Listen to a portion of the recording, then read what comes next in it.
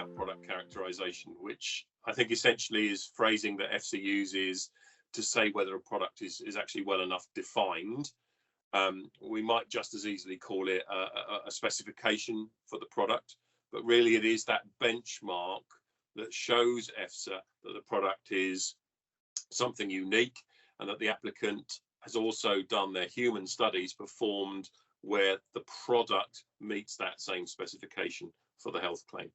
Okay, so basically we're talking about things like the composition, the physical and chemical characteristics, the manufacturing process, and then stability, things that must be done in order to show consistency in that final product, and then including those characteristics, or for example, bioactive compounds considered to influence the claimed effect within your application. Yeah, that's correct. What's really important here before an applicant even thinks about human studies is that all of these measurements are performed in a competent facility where there's a quality system in place, so things like good manufacturing practice, good laboratory practice, the applicable ISO standard, because that particular system should then be documented for EFSA in your application. It's important to remember that in the early days of the nutrition and health claims regulation, a significant number of applications were actually failing because of inadequate characterization of the product. That's less the case now, as it's been around over a decade. But some good examples from early days might be, say, 2012, there was an Article 13.5 claim for a whey protein isolate called ProLibra, and that was a body composition health claim. But in a strange sort of way, the applicant refused to be very transparent about the manufacturing process, the extent of the hydrolysis of the product and the enzymes that were used. They just wouldn't disclose that. So there was no detail on which EFSA could say, yeah, that's adequately characterized. And so EFSA threw that application out. And there was another example, I think, from around about the same time. This was a rhubarb extract, which was offered in combination with some microorganisms. And again, under questioning from EFSA, the applicant eventually divulged those to be yeasts and lactobacillus strains, but they wouldn't give the exact microorganisms that were specified. And again, EFSA was forced to say, look, that's just not adequately characterized. And I think more recently, what we've seen come up over and over again is studies that are being presented, performed in similar products, or I suppose products that aren't identical or to those proposed by the claim, or where maybe the specification has changed throughout the product life cycle. So maybe from the original manufacturer, the original batch of the product, through to maybe the shelf product that is the focus of the claim. So Steve, let's talk about a few examples where applicants have failed to deliver what EFSA wanted or what EFSA required in terms of product characterization.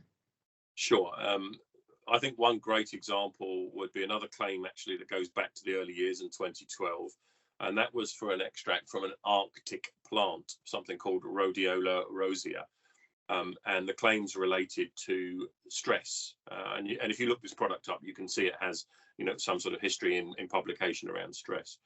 The product was standardized according to two bioactives in it, characterized by those two bioactives. And then they were known as ledracide and rosavins.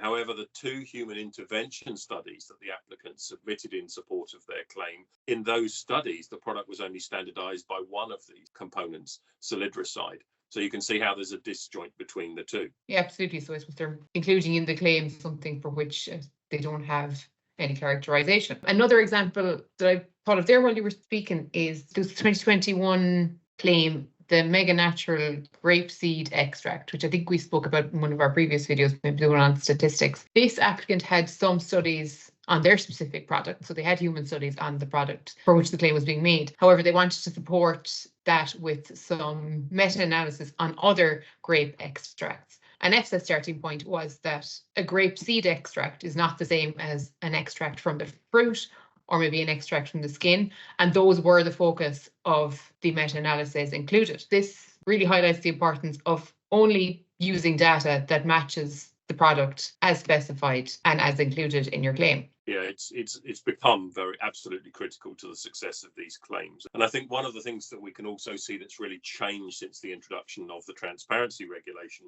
back in 2021 is that we're seeing more emphasis now on these quality aspects and around product characterization. The requirement now is that you're going to document and show the quality standards around this type of analytical work and manufacturing, and that is often provided by third-party contractors to the applicant companies. But you're required to document, as you said earlier, ISO standards, GLP, GMP. It's a necessity now after the transparency regulation. I think it's important to note that basic analytical work on sequential productions is not something that's notifiable to EFSA and advanced standard batch runs.